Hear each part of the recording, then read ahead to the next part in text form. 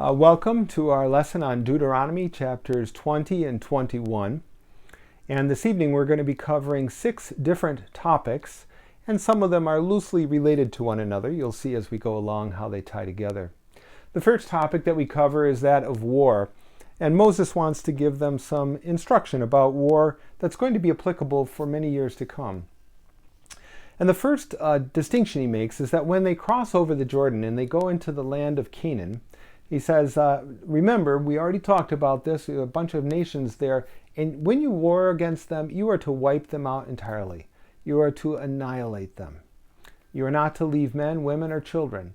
And I know that people who are unfamiliar with the Bible will often take issue with this. And they'll say, well, the Bible is harsh and severe and unloving, and it's just not useful for us. It really is discredited by this story of the judgment that falls on the Canaanites. But we need to remember that it was way back during the life of Abraham that God had said, look, there's a sin going on in Canaan, a lot of it, and I'm going to bring judgment on them if they don't change. And he waits 700 years. That's long suffering. Waits 700 years for them to change, and they don't. And because of the rebellion, he says, I've had enough. I'm going to go in, I'm going to wipe them all out. I want every one of them destroyed. My judgment is going to fall on them. And he gives us the reason why. He says in verse 18, because if you leave any of these people in the land, they will lead you into apostasy. They will teach you the abominable practices that they have in worshiping their deities. And I will not be pleased with that. That will draw you away from me. Now we might say, well, how does this apply to our lives? And I think Jesus does give us an application. It's very similar. We get to the Sermon on the Mount, and he says, look, if there is something in your life that's drawing you away from God, you are to cut it off. And he uses physical analogies about cutting limbs off of your body. But the point is that we are not to be coddling sin and temptation in our lives. If it's drawing us away from God, we are to cut it off and be severe with it.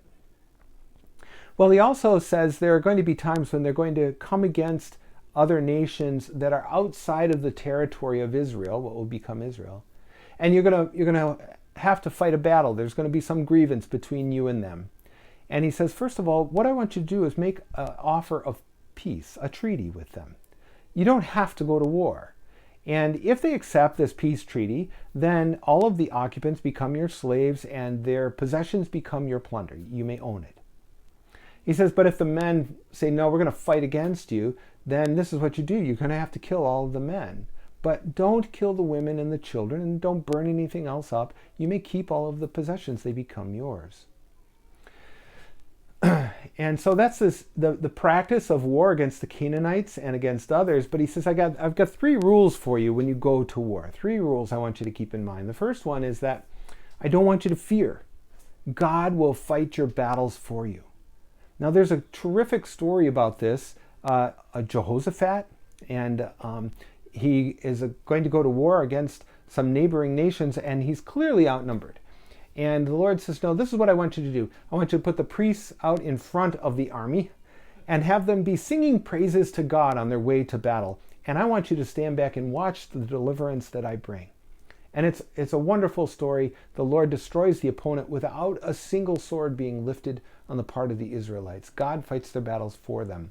And when we get to the New Testament, Jesus says something similar. He says, don't let your hearts be troubled and do not be afraid. Do not be afraid. Trust God. That's the message there. We get to Hebrews chapter 13, verse 6. He says, why should I be afraid of man? What can man do to me? And in another place we hear, if God is with us, who can be against us? The challenge, of course, for us is to surrender our anxiety about the upcoming problem and trust God to bring victory for us. The second rule is to be committed to victory. We have a list here of people in various life situations. One just built a house, and the other one just got married, another one planted a vineyard. And he says, you know what? If they just had those life occurrences happen, you should probably go home. We don't need you in the army. You need to go home. And the last one is really telling. He says, and if you're afraid, go home. And he gives us a reason why. He says, because we don't want that to spread among the morale of the rest of the army, right? Why? We don't need people in the army who are looking behind them, wishing that they were doing something else, distracted by something else. He says we need people who are committed to the victory. And the same is true for us as followers of Jesus. If God gives us a task and says, this is what I want you to do, whether it's victory over a sin in your life or if it's an execution of something that needs to be accomplished, whatever it is that the Lord gives you to do, you need to be committed to the victory, not give some half-hearted effort towards it. That's not what God is looking for. Half-hearted efforts are not it. And number 3, identify the enemy. We get kind of an obscure little passage at the end, and he says, by the way, if you're laying siege to a surrounding nation and you come to the city and you lay siege to it, and realize that you need wood in order to do that, so you're going to cut down some trees, but do me a favor, don't cut down the fruit trees. Keep the fruit trees around, it'll provide food for you. And the very last part of it, he says something really interesting. He says, besides, your battle is against men. It's not against the trees. It's not against the trees. Now, many people will look at that passage and throw up their hands and say, what does this have to do with me? And the answer is this. When we get to chapter 6 of Ephesians, the Apostle Paul says, our battle is not against flesh and blood, but against spiritual powers and authorities. It's identifying the enemy for us. It is so easy to misidentify who the enemy is. In their case, the enemy was not the fruit trees. In our case, the enemy is not the neighbor down the street that irritates us. The enemy is the spiritual forces behind that, dragging our neighbor into sin and eventually to hell. So identify the enemy. Those are our 3 rules. Do not fear, be committed to victory, and identify the enemy.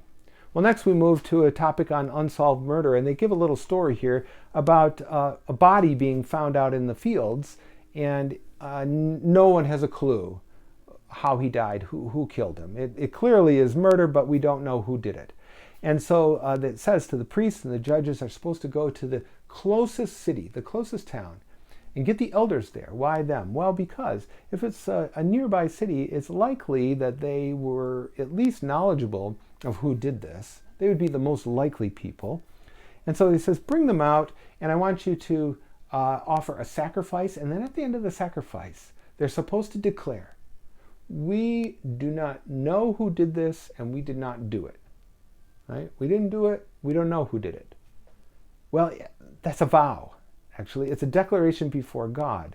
And you might say, well, what is it that they're doing? Well, they're invoking God as the judge.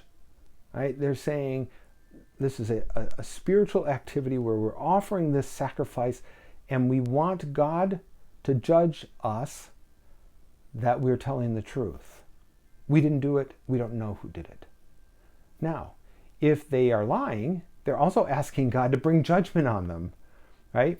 And this is intended to prevent retaliation, unjust retaliation. There is a father or a brother or a wife or a husband out there who is bereaved, and in their loss and anger, they might go out and unjustly kill somebody in retaliation. Right? And he says, no, don't do that. Once this activity is done, this sacrifice and this vow has been taken, you have to trust that God is going to judge. Now, our problem is that we often don't think of God's judgment as being severe enough. It's somehow less than the judgment of man, and less than my own judgment, less in its capacity to find truth, and less in its severity in executing judgment. And that's a misplaced understanding of God's judgment. God's judgment is superior to ours and any man's in finding truth, and God's judgment is by far more severe than the judgment of man. Even if man executes somebody and uses capital punishment, God eventually will bring judgment which is far more severe. And when we get to 1 Peter chapter 2:23, he says, our example is Jesus. Jesus didn't retaliate, but instead it says he entrusted himself to him who judges rightly. That's God the Father. Jesus entrusted the injustice that he experienced to God the Father, that God the Father would judge rightly. We need to do the same thing. I guarantee you there will be a time in your life when you feel like you have been unjustly treated, that some wrong has been brought against you, some offense, and you want to retaliate. And he says, no, don't do that. Trust this issue to God who judges rightly. He'll first of all be able to decide who's right and who's wrong in this situation, but also his judgment in terms of the punishment and retaliation he brings will be absolutely appropriate and as severe as it should be and as gracious as it should be. Entrust yourself to him who judges rightly. We move on to prisoners of war. And I think what we're going to find is this passage is related to this passage up here. Because up here we were told that when they went to war against the Canaanites, there were to be no prisoners of war. So who are we talking about? Well, we're talking about people from these other cities, these other nations. When they went to war against these people, there would be prisoners of war. There would be women and children. And he says, what do we do with those prisoners of war? Well, we were told that they were supposed to go into forced labor, right? So the default is that they're slaves. But if an Israelite man looked out there and saw from one of these foreign nations that they conquered an attractive woman and he thought, I think I would like to marry her, then he's welcome to marry the woman and bring her into his home. Now, there was a process for doing this, and I think what we're going to find out is that the process affords great respect for women in a way that was unique in that time and in that place. The first thing that we learn is that this woman was not to be killed. As long as she wasn't a Canaanite, she was not to be killed. Even if the nation that they were warring against decided not to accept the peace treaty, only the men were to be executed. The women were to be left alive. So this command here was to preserve the lives of these women who were in this other nation, but not necessarily fighting against them. And then secondly, they were not to be raped. Unfortunately, this has been the practice of warring nations for thousands of years, and we have a very recent example of this in the example of ISIS. When they raged through the Middle East, all of the towns and villages that they conquered, they committed great atrocities by raping women and young girls all through that region. And many of them became slaves for sexual activity. And I believe that we are going to hear about these atrocities for years to come. It is a terrible and tragic thing. But here he says, no. If you have some sexual attraction to this woman that you conquered, she's in the nation that you conquered, and she by default became a slave. If you have some sexual attraction, it does not happen while she is a slave. You are to make her your wife. Well, that would be elevating her in the community, right? And in fact, he says, you're supposed to allow her a time to mourn. 30 days she's supposed to mourn. And she's supposed to cut her hair and her nails and take her clothing off and redress. What's happening here? She is becoming assimilated in their community. She's becoming like the Jewish people. And they're giving her time to do that. And then at the end of the 30 days, they're to be wed. He's going to make a commitment that he will treat her as a Jewish wife, as a Jewish man would treat a Jewish wife. This Jewish man is going to treat this foreign woman as his wife. And it says, if things don't work out, which could probably be anticipated, right? You get cross-cultural marriages, particularly with people who were enemies. It may not work out. He says, if it doesn't work out, the resolution is not to make her a slave again, right? Because the man could say, well, I just wanted sexual contact. I pretended that we were going to get married. I never really was going to stay married. And then I returned her to being a slave. Well, that's nothing different than exploiting a female slave. Instead, he says, if things don't work out, then you are to divorce her. She remains a citizen of the community. She is not to revert to being a slave. This is remarkable. What respect is shown to women during that era. Now I know that this is different than what we might be accustomed to today, but it was miles ahead for what they did then. And so we see that the woman was not to be killed, she was not to be raped, she could be made a slave, but there would be no sexual contact. If there was to be sexual contact, she was to be assimilated into the community and married to this man. If the marriage didn't work out, she was to remain a citizen in the community. This was a great advancement for women. Great advancement for women. Prisoners of war. Now you might say, well, we don't do things that way. And I say, well, actually we do. In some ways it's very similar. If we go to war, our nation or any other nation today goes to war, they conquer the other territory. It is their privilege to decide what to do with the materials and the people in that territory. And if there are prisoners of war, they're usually put into a prison of war camp, a prison, right? Guantanamo Bay, you probably remember hearing about that. That was a prison of war. There are other prisons of war. Some of them are much more severe, but the point is that these people were combatants in a war. When we captured them, we took away their freedom. We didn't necessarily make them carry rocks and build things for us, but we took away their freedom and we put them somewhere that they would not wish to be. That's very similar to slavery. We've also made a practice that soldiers, when they go to a conquering territory, if during a time of peace, they are welcome to marry the people that are there. Either the women who are in allied territory or the women of the territory that they conquered. We call these war brides. And it was common in past times when we've gone to war. This has happened before in our past. What we have prohibited is that soldiers may not sexually abuse prisoners. You might remember the name Abu Ghraib. This was a prison for prisoners of war in the Middle East during the Second Gulf War, and there was some sexual exploitation going on. Those soldiers were court-martialed. So this practice actually is very similar to what we do today. It's not entirely the same, but it's very similar.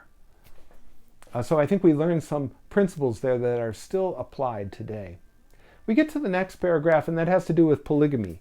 And it tells a story about a man, he marries woman A and they have a son, and then he marries woman B and they have a son.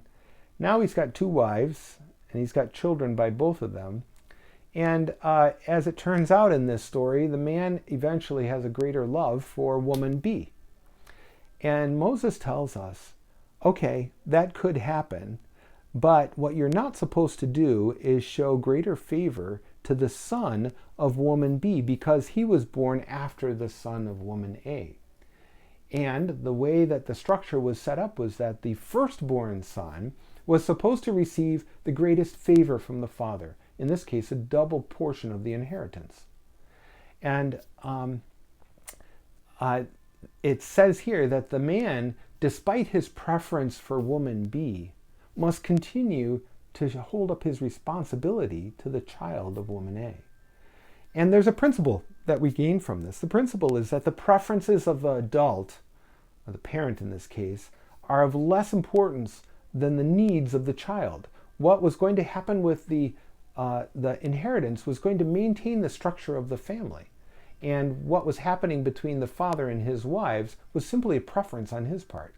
And in fact, we have different warnings throughout Scripture about having multiple wives.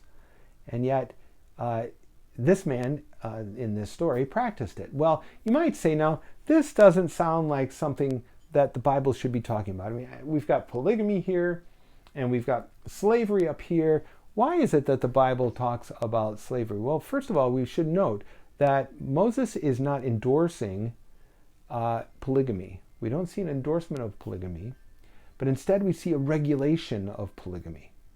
And then secondly, the issue about the slavery, we already talked about that. This is very similar to the way we handle prisoners of war.